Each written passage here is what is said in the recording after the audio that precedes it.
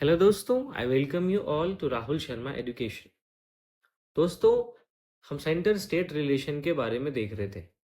हमने लास्ट के दो वीडियोस में legislative relation between centre and state को देखा और administrative relation between centre and states को देखा। हमने इन दोनों रिलेशंस को अलग अलग छोटी छोटे सब हेडिंग्स में डिवाइड करके समझा था और उन सारी कॉम्प्लेक्सिटीज को समझा था, जिस कॉम्प्लेक्सिटीज की वजह से हमारा जो फेडरल सिस्टम है वो बहुत ही ज़्यादा स्मूथली फंक्शन करता है। आज के वीडियो में दोस्तों financial relation between centre and state को देखेंगे। अगर हम फाइनेंशियल रिलेशंस की बात करें तो ये हमारे संविधान के पार्ट 12 में अनुच्छेद 268 से 293 तक है। अब एज यूजुअल हम इसको भी छोटे छोटे सब हेडिंग्स के माध्यम से देखेंगे। जैसे सबसे पहले हम देखने वाले हैं कि जो सेंटर और स्टेट है उसकी टैक्सिंग पावर का एलोकेशन कहाँ तक है, यानी सेंटर कहाँ तक टैक्स लगा सकता है, स्टेट कहाँ तक टैक्स लगा सकता है। तो चलिए दोस्तों, हम अपने टॉपिक को शुरू करते हैं। लेकिन इससे पहले कि मैं मेन टॉपिक पे आऊँ, आप सबसे मेरी गुजारिश ये है कि अगर आपको मेरा कंटेंट पसंद आ रहा हो तो प्लीज़ मेरे वीडियोस को लाइक करें, ज़्यादा से ज़्यादा लोगों तक शेयर करें और मेरे चैनल को सब्सक्राइब करें। चलिए दोस्तों, हम देखते हैं कि कैसे फाइनेंशियल रिलेशन हमारे सेंटर और स्टेट के बीच में डिवाइडेड है। तो जो पहला पॉइंट सेंटर और स्टेट के बीच के फाइनेंशियल रिलेशन को समझने में हमें देखना है वो है एलोकेशन ऑफ टैक्सिंग पावर्स, यानी कि पार्लियामेंट और स्टेट लेजिस्लेचर कहाँ तक टैक्स लगा सकता है, इसी बात को हम देखेंगे। तो दोस्तों, यूनियन लिस्ट के सब्जेक्ट पे टैक्स लगाने की जो शक्ति है वो एक्सक्लूसिवली पार्लियामेंट के पास है। स्टेट लिस्ट के सब्जेक्ट पे टैक्स लगाने की जो शक्ति है वो एक्सक्लूसिवली स्टेट लेजिस्लेचर के पास है। अब जैसा कि हमने लेजिस्लेटिव रिलेशन में देखा था कि कॉन्करेंट लिस्ट के सब्जेक्ट्स पर सेंटर और स्टेट इन दोनों को लेजिस्लेटिव पावर थी। हम ऐसा फाइनेंशियल स्फेयर में नहीं देखते, हम टैक्स लेजिस्लेशन के कॉन्टेक्स्ट में देखते हैं कि कोई भी कॉन्करेंट ज्यूरिसडिक्शन अवेलेबल नहीं है। ठीक है। लेकिन 2016 में जब 101वां संविधान संशोधन अधिनियम आया था तो इसने इसमें एक्सेप्शन को ऐड कर दिया और जीएसटी को इम्प्लीमेंट किया। तो जीएसटी में हम देखते हैं कि सेंटर और स्टेट दोनों ही कानून बना सकता है।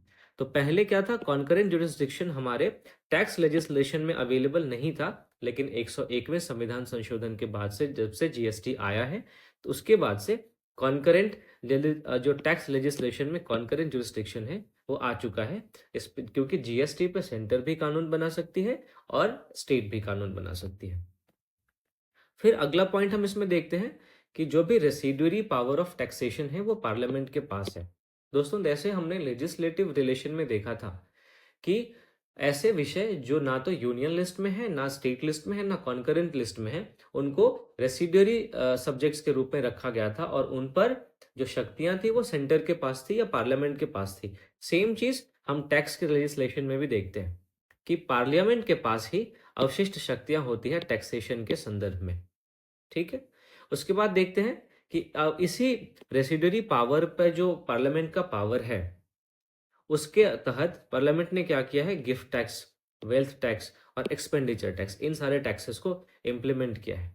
अब देखिए दोस्तों, आपको यहाँ पे ध्यान ये रखना है कि जो कर लगाने की शक्ति है और कर संग्रह करने की जो शक्ति है इसमें, और उस कर के द्वारा संग्रह किए गए जो भी हमारे पास राजस्व आएंगे उस राजस्व के प्रोसीडिंग्स में उसको कहाँ कहाँ हम इस्तेमाल करेंगे, हम कौन कौन इस्तेमाल करेगा, इन दोनों के बीच में एक डिफरेंस है।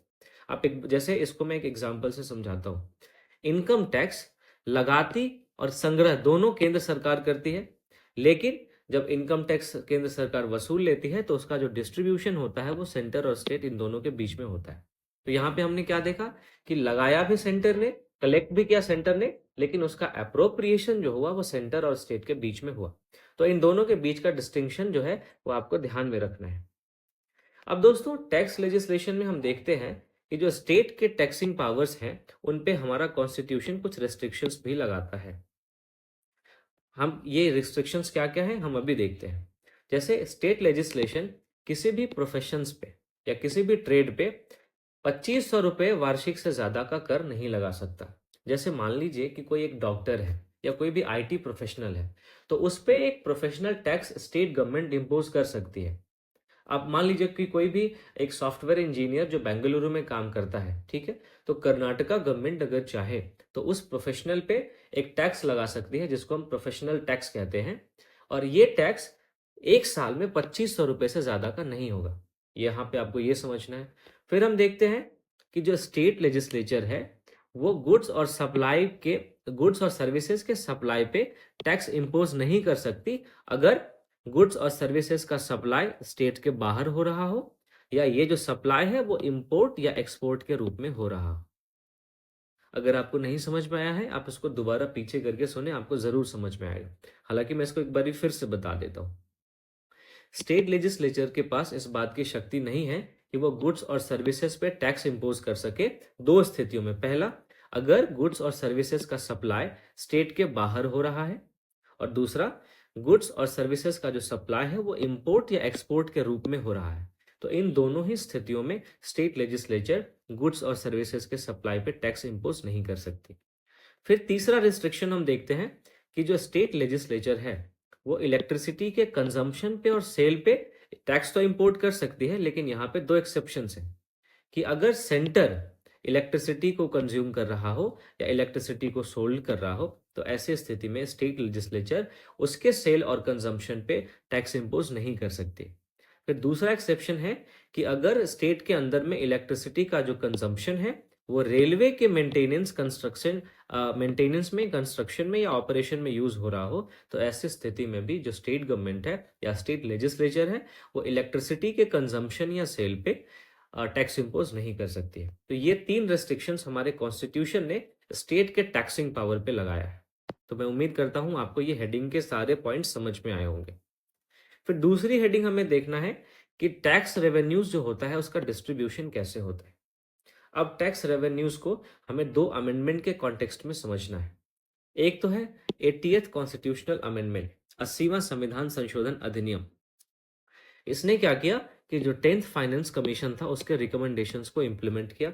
और दूसरा हमें कॉन्स्टिट्यूशनल अमेंडमेंट ध्यान में रखना है 101वां, इसने जीएसटी को इंप्लीमेंट किया था। तो आइए दोस्तों हम देखते हैं कि जो भी कर से रेवेन्यू आता है उस रेवेन्यू का डिस्ट्रीब्यूशन सेंटर और स्टेट के बीच में कैसे होता है। अब देखिए माफ कीजिएगा, बहुत सारे ऐसे टैक्सेस हैं जो लेवी तो मतलब लगाती केंद्र सरकार है, लेकिन उसको संग्रह करती है उसका, और उसका इस्तेमाल कौन करती है? राज्य सरकार। तो ऐसे करों की बात हमें अनुच्छेद 268 में देखने को मिलता है। फॉर एग्जाम्पल आप देखिए, stamp duties on bill of exchange, cheques, promissory notes, policies of insurance, transfer of shares etcetera. यानी बिल ऑफ एक्सचेंज पे जो स्टाम्प ड्यूटी लगता है, चेक्स पे जो हाँ, चेक्स पे जो लगता है, प्रॉमिसरी नोट्स पे एक स्टाम्प ड्यूटी लगता है। तो ये सारे स्टाम्प ड्यूटी जो है ये लगाने का काम तो केंद्र सरकार का है, लगाने की शक्ति तो केंद्र सरकार के पास है, लेकिन इसका संग्रह राज्य सरकार करती है और इसका इस्तेमाल भी राज्य सरकार करती है। तो आपको यहाँ पे ध्यान में रखना है। फिर देखिए, ऐसे टैक्स जो लगाती भी केंद्र सरकार है और कलेक्ट भी केंद्र सरकार करती है, लेकिन इन टैक्सेस को वो स्टेट्स को असाइन कर देती है, स्टेट्स को वापस दे देती है। ऐसे टैक्सेस की चर्चा हमारे संविधान के अनुच्छेद 269 में है। इसका सबसे अच्छा एग्जाम्पल है आपका जीएसटी। ठीक है, जीएसटी का संग्रह कौन करता है? स्टेट करता है ना। जो सीजीएसटी है उसका संग्रह स्टेट करता है, माफ कीजिएगा, सेंटर करता है। आईजीएसटी का संग्रह भी सेंटर करता है, लेकिन इसका एक बड़ा हिस्सा स्टेट्स को प्रदान कर दिया जाता है, स्टेट्स को दे दिया जाता है। फिर हम देखते हैं इसमें दोस्तों कि levy and collection of GST in course of inter state trade और कॉमर्स। अनुच्छेद 269 कहता है, 269 ए कहता है कि जब भी इंटर स्टेट ट्रेड होगा तो ऐसे केसेस में जो जीएसटी है उसको लगाने का काम और उसको कलेक्ट करने का काम हमेशा सेंट्रल गवर्नमेंट करेगी। हम इसको आईजीएसटी कहते हैं, इंटीग्रेटेड जीएसटी कहते हैं। फिर ऐसे टैक्सेस जिसको कि लगाया भी सेंटर ने है और कलेक्ट भी सेंटर ने किया है, लेकिन उसको सेंटर और स्टेट के बीच में डिस्ट्रीब्यूट कर दिया गया है, ऐसे भी कुछ टैक्सेस हैं जिनकी चर्चा अनुच्छेद 270 कहती है। फिर कुछ ऐसे सरचार्ज होते हैं जो टैक्सेस के ऊपर लगाए जाते हैं, और ऐसे ड्यूटीज भी लगाए जाते हैं जो सेंटर कुछ पर्पसेस से सरचार्ज और ड्यूटीज लगाता है, जिसकी चर्चा अनुच्छेद 271 में है। यानी सरचार्ज लगाने से जो आय मिलेगा वो सेंटर के पास जाएगा। फिर taxes levied and collected and retained by the states. ऐसे टैक्सेस जो लगाती भी राज्य सरकार है, कलेक्ट भी राज्य सरकार करती है और अपने पास भी राज्य सरकार ही रखती है।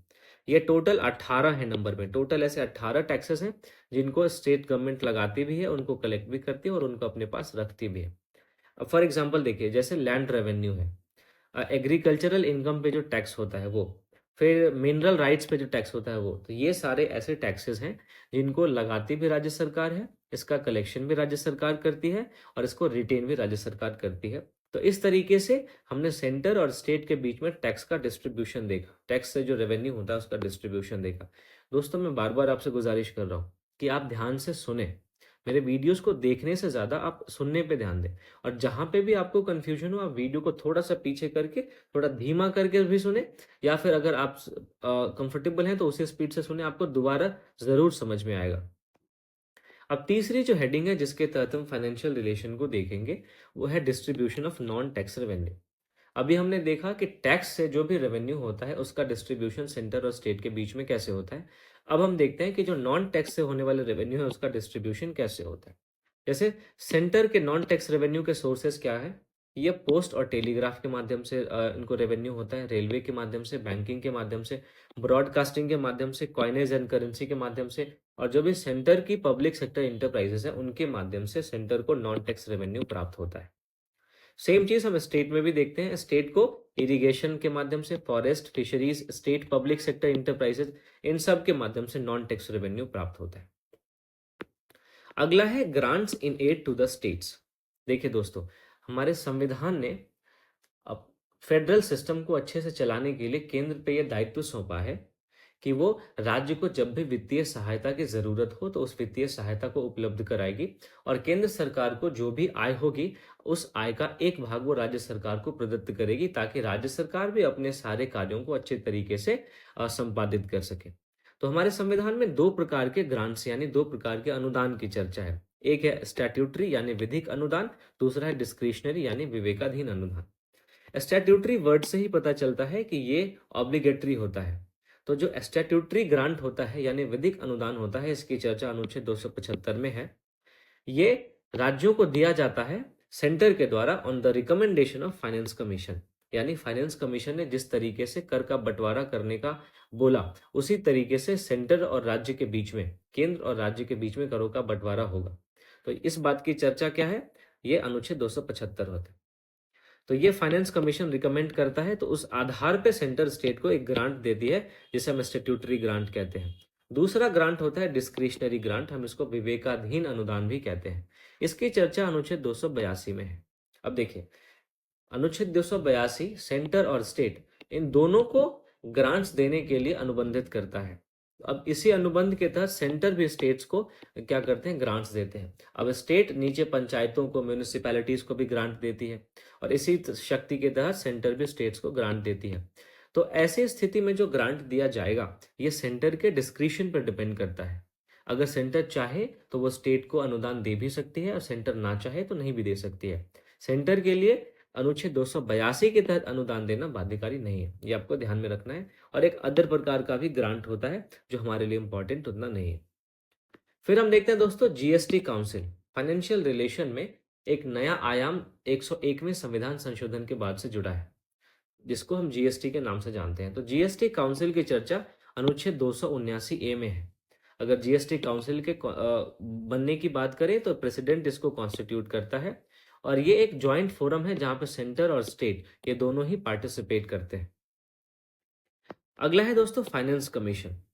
फाइनेंस कमीशन दरअसल एक संवैधानिक निकाय है जिसकी चर्चा अनुच्छेद 280 में है। दोस्तों, फाइनेंस कमीशन एक अर्ध न्यायिक निकाय है यानी क्वासाई जुडिशियल बॉडी है, जिससे प्रेसिडेंट हर एक 5 साल पे बनाता है। आपको ध्यान में रखना है, वित्त आयोग का जो गठन है हर एक 5 साल पे राष्ट्रपति के द्वारा किया जाता है। ये राष्ट्रपति को कई सारे मामलों में मदद करता है, जिनमें से कुछ की चर्चा मैंने आपसे यहाँ पे की है। फाइनेंस कमीशन बताता है कि जो भी टैक्सेस हैं उनका सेंटर और स्टेट के बीच में डिस्ट्रीब्यूशन कैसे होगा। फिर फाइनेंस कमीशन ये बताता है, अभी मैंने आपसे चर्चा किया था, जो फाइनेंस कमीशन है वो ये बताता है कि सेंटर जो भी स्टेट्स को ग्रांट्स देगी अपने कंसोलिडेटेड फंड ऑफ इंडिया से, उस ग्रांट के पीछे का सिद्धांत क्या होगा, कौन सा ऐसा प्रिंसिपल है जो सेंटर को, स्टेट को ग्रांट्स देने के लिए प्रोत्साहित करती है। तो उन प्रिंसिपल्स की बात करती है। फिर देखते हैं कि जो फाइनेंस कमीशन है वो स्टेट्स की भी हेल्प करती है कि वो कैसे अपने कंसोलिडेटेड फंड को और बढ़ा सकते हैं, कौन-कौन से ऐसे मेजर्स अपना सकते हैं जिनसे उनका जो कंसोलिडेटेड फंड है उसमें बढ़ोतरी हो, है ना? फिर जो वित्त आयोग है वो इस बात की भी अनुशंसा करता है कि पंचायत और म्युनिसिपैलिटीज़ जो भी स्टेट्स में हैं, उनके फाइनेंस के जो सोर्सेज़ हैं उनको कैसे एनरिच किया जा सकता है। म्युनिसिपैलिटीज़ और पंचायत के जो भी फाइनेंशियल रिसोर्स हैं उनको कैसे इंक्रीज किया जा सकता है, इन बातों को भी फाइनेंस कमीशन बताता है। और फिर कोई और मामला जिसपे प्रेसिडेंट फाइनेंस कमीशन से कोई भी सलाह मांगे तो उस विषय पर भी फाइनेंस कमीशन राष्ट्रपति को सलाह देता है। तो ये सारे काम हमारे फाइनेंस कमीशन के हैं। अब फाइनेंस कमीशन के सेंटर और स्टेट के बीच के रिलेशन को देखते हुए फाइनेंस कमीशन क्या करता है, सेंटर और स्टेट दोनों की मदद करता है। तो इसी मदद की इसकी प्रकृति को देखते हुए फाइनेंस कमीशन को हमारे फिस्कल फेडरलिज्म में यानी कि राजकोषीय संघवाद जो है उसमें एक बैलेंसिंग व्हील के रूप में देखा जाता है। तो आपको ये ध्यान में रखना है। अब जब भी आंसर राइटिंग करेंगे मेंस का और उसमें फाइनेंस कमीशन से रिलेटेड जब भी क्वेश्चंस करेंगे तो आप ये वाली लाइन को यूज कर सकते हैं कि फाइनेंस कमीशन फिस्कल फेडरलिज्म में एक बैलेंसिंग व्हील की तरह काम करता है। अब दोस्तों अगला जो टॉपिक है वो है प्रोटेक्शन ऑफ स्टेट्स इंटरेस्ट। हमारा संविधान स्टेट्स के इंटरेस्ट को प्रोटेक्ट करने के लिए भी कुछ प्रोविजंस की बात करता है। जैसे पार्लियामेंट में कुछ बिल इंट्रोड्यूस किए जा सकते हैं only on the recommendation of the president. President के रिकमेंडेशन के आधार पे ही पार्लियामेंट में कुछ बिल्स इंट्रोड्यूस किए जा सकते हैं। अब देखिए ये सिर्फ थ्योरी में है कि स्टेट्स के इंटरेस्ट को प्रोटेक्ट किया जा रहा है। जब मैं आपको प्रेसिडेंट पढ़ाऊंगा तब मैं आपको बताऊंगा कि प्रेसिडेंट हर एक काम काउंसिल ऑफ मिनिस्टर्स की हेल्प से करता है, यानी कि एग्जीक्यूटिव की हेल्प से करता है। तो फिर एग्जीक्यूटिव जो सेंटर की है वो जो चाहेगी वो स्टेट गवर्नमेंट के साथ छेड़छाड़ कर पाएगी। तो ठीक है, फिर भी हम यहाँ पे थ्योरी में क्या देखते हैं कि कुछ ऐसे बिल्स हैं जिनको पार्लियामेंट में इंट्रोड्यूस केवल और केवल प्रेसिडेंट के रिकमेंडेशन पर ही किया जा सकता है।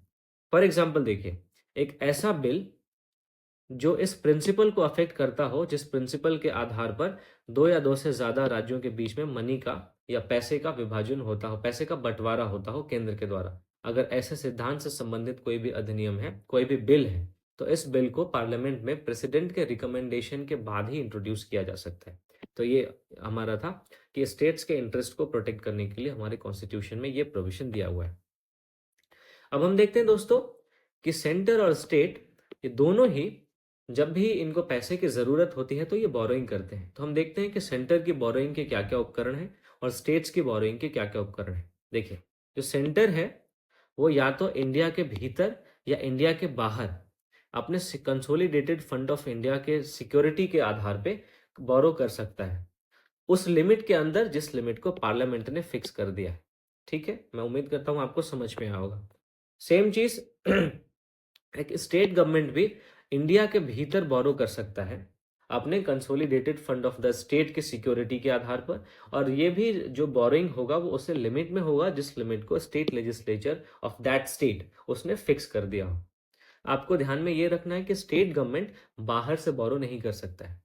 ठीक है, फिर देखते हैं कि सेंट्रल गवर्नमेंट जो है वो किसी स्टेट को लोन्स भी देती है या फिर वो स्टेट द्वारा किसी लिए गए लोन पे गारंटी भी देती है। यानी स्टेट ने किसी प्राइवेट एंटिटी से लोन लिया है तो स्टेट गवर्नमेंट उस लोन के लिए स्टेट की तरफ से उस प्राइवेट एंटिटी को गारंटी दे सकती है। ठीक है, ये आपको ध्यान में रखना है। फिर a state can not raise any loan without the consent of centre. State कोई भी लोन सेंटर के बिना कंसेंट के रेज नहीं कर सकता।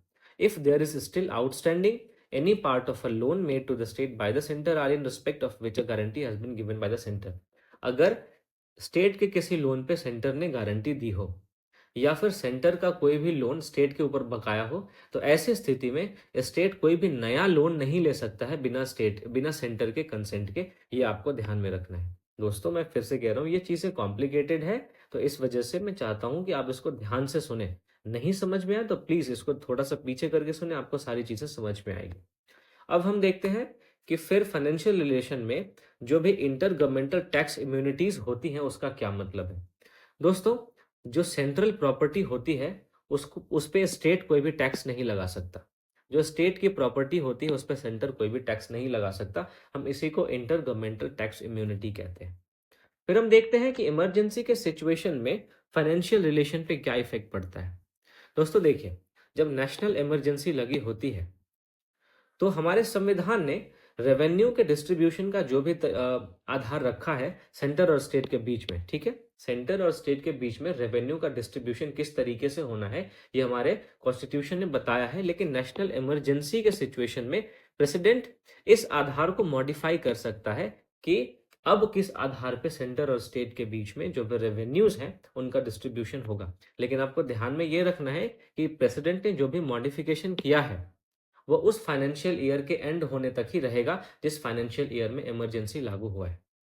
फॉर एग्जाम्पल, अगर 2025 में इमरजेंसी लागू हुआ तो 2025 में प्रेसिडेंट ने सेंटर और स्टेट के बीच के डिस्ट्रीब्यूशन के लिए कुछ मॉडिफिकेशन किया, ठीक है।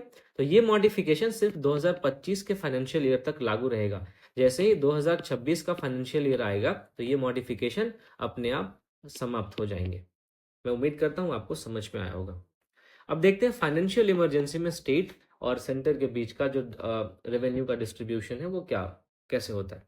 देखिए, जब फाइनेंशियल इमरजेंसी होता है तो ऐसी स्थिति में सेंटर जो है वो स्टेट को कुछ चीज़ों को करने का डायरेक्शन दे सकता है। फॉर एग्जाम्पल, सेंटर स्टेट को ये कह सकता है कि आपके स्टेट में ऐसे जितने भी लोग आपकी सर्विस में काम कर रहे हैं आप उनके सैलरीज और अलाउंस को थोड़ा सा कम कर दें, उसको रिड्यूस कर दें। ऐसा सेंटर स्टेट्स को कह सकता है। फिर सेंटर स्टेट को यह कह सकता है कि जितने भी मनी बिल्स हैं या फिर जितने भी अदर फाइनेंशियल बिल हैं आप उसको प्रेसिडेंट के कंसिडरेशन के लिए रिजर्व कर लें। तो ये दो डायरेक्शन सेंटर स्टेट को दे सकता है ड्यूरिंग फाइनेंशियल इमरजेंसी। ठीक है, मैं उम्मीद करता हूं आपको समझ में आया होगा। तो ये हमारे financial relation between centre state से जिसको हमने कि छोटे छोटे 10 सब हेडिंग्स में समझने की कोशिश की। अब देखते हैं दोस्तों कि सेंटर स्टेट रिलेशन में ट्रेंड कैसा रहा है। यानी कि जब से हमारा देश स्वतंत्र हुआ है क्या तब से हमारे सेंटर और स्टेट के बीच में रिलेशन अच्छे रहे हैं या इसमें थोड़े बहुत टेंशन्स भी आए हैं। तो दोस्तों 1967 से पहले सेंटर स्टेट रिलेशन बहुत ही स्मूथली फंक्शन कर रहा था। क्यों? क्योंकि 1967 तक सेंटर और स्टेट दोनों में वन पार्टी रूल चलती थी, वो थी कांग्रेस की। तो इस स्थिति में कोई भी टेंशन नहीं होती थी। लेकिन 1967 में हम देखते हैं कि जो कांग्रेस पार्टी है वो 9 राज्यों में चुनाव हार जाती है और उन 9 राज्यों में नॉन कांग्रेस गवर्नमेंट बन के आती है और वो कांग्रेस गवर्नमेंट पे जो कि सेंटर में है उस पे बहुत ही ज्यादा सेंट्रलाइजेशन को बढ़ाने का एक्यूजेशन लगाती है। तो इस प्रकार से यहाँ से सेंटर और स्टेट के बीच में टेंशन और कॉन्फ्लिक्ट बढ़ना शुरू होता है। अब देखिए, हमने देखा कि कैसे 1967 के बाद से सेंटर और स्टेट के बीच में जो टेंशन है वो बढ़ने लग गए हैं। तो इन टेंशन्स के वो कौन कौन से बिंदु हैं, आइए हम उनको देख लेते हैं। दोस्तों यहाँ पे मैंने उन विशेष बिंदुओं को ही रखा है जो हमारे एग्जाम के पर्सपेक्टिव से बहुत ज्यादा इंपॉर्टेंट है। आपको मैं एक बारी ये रिकमेंड करूंगा कि आप मेरे लेक्चर के बाद वीडियोस को जरूर देखें, सॉरी माफ कीजिएगा, जो किताब है उस किताब को जरूर पढ़ें, उससे आपको एक बारी और क्लैरिटी मिल जाएगी। तो आइए हम देखते हैं कि कौन कौन से ऐसे टेंशन के एरियाज हैं जो सेंटर स्टेट रिलेशन के बीच में है। सबसे पहला है कि जो गवर्नर का अपॉइंटमेंट और डिसमिसल का तरीका है यही सबसे ज्यादा सेंटर और स्टेट के बीच में विवाद का कारण बनता है। फिर देखते हैं कि गवर्नर का जो पार्टीशन और डिस्क्रिमिनेटरी रोल होता है, यानी गवर्नर का राज्यों के प्रति जो भेदभावपूर्ण रवैया होता है और सेंटर के प्रति जो उनका झुकाव होता है, इस वजह से भी केंद्र राज्य संबंधों में तनाव आता है। फिर जो भी जब जब तब हम देखते हैं कि किसी भी राज्य में प्रेसिडेंट रूल को इम्पोज किया कर दिया जाता है। अभी हाल ही में आपने मणिपुर में देखा होगा कि वहां पे कॉन्स्टिट्यूशनल मशीनरी फेल हो गई तो वहां पे प्रेसिडेंट रूल को इम्पोज कर दिया गया। तो प्रेसिडेंट रूल भी सेंटर स्टेट रिलेशन के बीच में टेंशन का एक बहुत बड़ा पॉइंट है।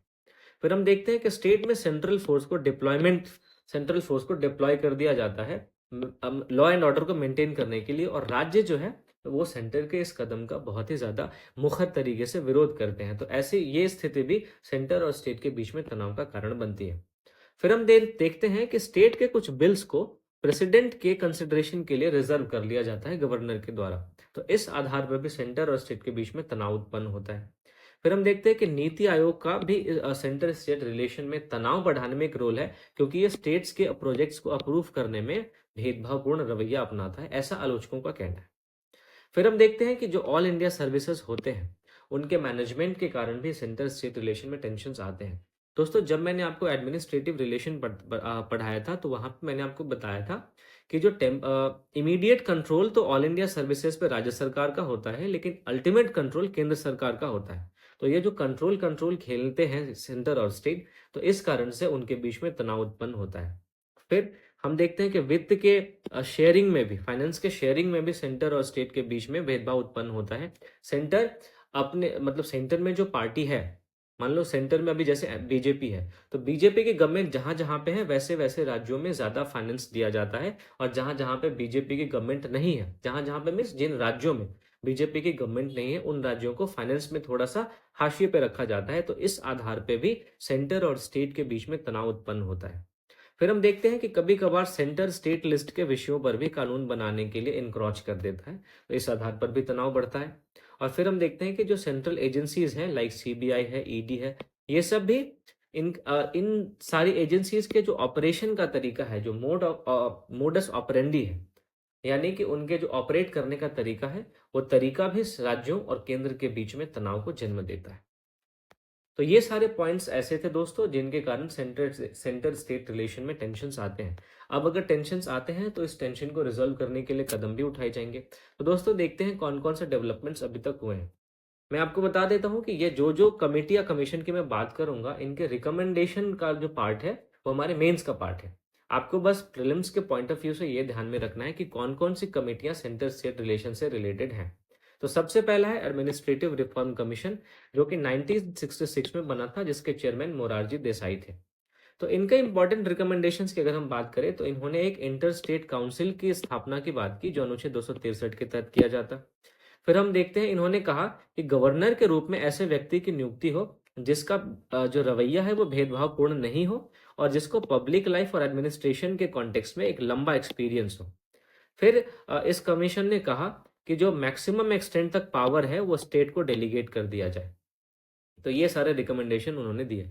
अब जाहिर सी बात है कि स्टेट्स को बहुत ज़्यादा शक्ति देने की जहाँ पे भी बात होगी तो सेंटर इस पे कोई भी एक्शन नहीं लेगा, और यहाँ पे भी वही हुआ कि इस कमीशन के रिकमेंडेशंस पे कोई भी एक्शन नहीं लिया गया। दूसरा इंपॉर्टेंट कमेटी जो है वो है राजमन्नार कमेटी, जिसे तमिलनाडु गवर्नमेंट ने बनाया था 1969 में। इनके इंपॉर्टेंट रिकमेंडेशन क्या है देख लेते हैं। दोस्तों, इन्होंने फाइनेंस कमीशन को एक परमानेंट बॉडी बनाने की बात की। देखिए मैंने अभी आपको बताया थोड़ी देर पहले, माफ कीजिएगा, कि जो फाइनेंस कमीशन है उसकी उसका गठन राष्ट्रपति हर एक 5 साल पे करता है, लेकिन इस राजमन्नार कमेटी ने क्या कहा कि परमानेंट बॉडी बना दिया जाए फाइनेंस कमीशन को। फिर इन्होंने कहा कि जो प्लानिंग कमीशन है उसको डिसबैंडेड कर दिया जाए, यानी उसको प्रचलन से बाहर कर दिया जाए, और इसके स्थान पे एक स्टैट्यूटरी बॉडी बनाया जाए। दोस्तों, वर्तमान में नीति आयोग को प्लानिंग कमीशन के रिप्लेसमेंट के रूप में लाया गया है, लेकिन नीति आयोग भी एक स्टैट्यूटरी बॉडी नहीं है। तो नीति आयोग एक कैसी बॉडी है ये आप मुझे कमेंट करके बता सकते हैं। फिर राजमन्नार कमेटी ने कहा कि आर्टिकल 356, 357, 365 इन तीनों को संविधान से ओमिट कर देना चाहिए, डिलीट कर देना चाहिए। फिर इन्होंने कहा कि जो कुछ सब्जेक्ट जो यूनियन लिस्ट के हैं और कॉन्करेंट लिस्ट के हैं उनको स्टेट्स को ट्रांसफर कर देना चाहिए। और इन्होंने ये भी कहा कि जो रेसिड्यूरी पावर है जो वर्तमान में केंद्र के पास है, तो इन्होंने उस रेसिड्यूरी पावर को सेंटर को देने की बात कही। अब जाहिर सी बात है कि यहाँ पे भी राज्यों को बहुत ज्यादा शक्ति देने की बात की जा रही है, तो ऐसे स्थिति में सेंट्रल गवर्नमेंट इसके रिकमेंडेशन को पूरी तरह से इग्नोर ही करेगी, और इन्होंने इग्नोर ही किया। तीसरा है आनंदपुर साहिब प्रस्ताव। दोस्तों, आनंदपुर साहिब प्रस्ताव अकाली दल के द्वारा लाया गया था, और इनका एक इंपॉर्टेंट डिमांड ये था कि इन्होंने ये कहा कि जितनी भी इंटायर पावर है, जितनी भी पावर है वो स्टेट्स में वेस्टेड होनी चाहिए। अगला है वेस्ट बंगाल मेमोरेंडम, जो 1977 में आया था। ये हमारे एग्जाम के पर्सपेक्टिव से इंपॉर्टेंट नहीं है। फिर सरकारिया कमीशन एक इंपॉर्टेंट कमीशन है जो 1983 में आया था। इसने 247 रिकमेंडेशंस दिए, जिसमें से 180 अभी तक लागू भी किए जा चुके हैं। तो इनके हम अगर इंपॉर्टेंट रिकमेंडेशन की बात करें तो इन्होंने एक परमानेंट इंटर स्टेट काउंसिल के गठन की बात की अनुच्छेद 263 के तहत। और फिर इन्होंने बोला कि जो प्रेसिडेंट रूल है उसको इम्पोज हमेशा एक्सट्रीम सिचुएशन में ही किया जाना चाहिए। इन्होंने रेसिड्यूरी पावर ऑफ टैक्सेशन जो कि पार्लियामेंट के पास है उसको पार्लियामेंट के पास ही बने रहने की बात की। फिर उन्होंने कहा कि जब भी प्रेसिडेंट अपना एसेंट विदहोल्ड करता है या अपनी सहमति रोकता है स्टेट बिल्स के ऊपर, तो उसको इसका कारण बताना चाहिए, और फिर वो उसको मतलब जिस राज्य का बिल है उस राज्य को ये बताना पड़ेगा, उससे कम्युनिकेट करना पड़ेगा और उसको उसका कारण बताना पड़ेगा। फिर इन्होंने कहा कि जो सेंटर है वो स्टेट से कंसल्ट करेगा या उनको सेंटर को स्टेट से कंसल्ट करना चाहिए जब भी वो किसी कंकरेंट लिस्ट पे कानून बनाए। और लास्ट है दोस्तों पुंछी कमीशन जो 2007 में बनाया था। इसने 2010 में अपनी रिपोर्ट सौंपी और इनकी रिपोर्ट 7 वॉल्यूम में और 1456 पेजेस में है। तो यहाँ पे इतने बड़ी रिपोर्ट की चर्चा करना बहुत ज़्यादा तार्किक नहीं है। तो इस वजह से मैं आपसे ये गुजारिश करता हूँ कि इस लेक्चर को देखने के बाद आप जाएं अपने बुक को, लक्ष्मीकांत की बुक को, जो भी कमिटीज़ हैं उनके रिकमेंडेशंस को ज़रूर एक बारी सरसरी निगाह से पढ़ लें। तो यहाँ पे हमारा दोस्तों सेंटर स्टेट रिलेशन का चैप्टर होता है खत्म। अब अगले वीडियो में हम सेंटर स्टेट रिलेशन के बाद का जो चैप्टर है, उसमें हम इंटर स्टेट रिलेशन की बात करेंगे। तो इससे पहले कि मैं आपसे विदा लूं दोस्तों, फिर से मैं आप सबको एक जेंटल रिमाइंडर दे देता हूं कि अगर आपको मेरी वीडियोस पसंद आ रही हो तो प्लीज़ मेरे वीडियोस को लाइक करें, मेरे चैनल को लाइक करें, मेरे चैनल को शेयर करें, सब्सक्राइब करें। मिलता हूं आपसे नई वीडियो में दोस्तों। बहुत बहुत धन्यवाद।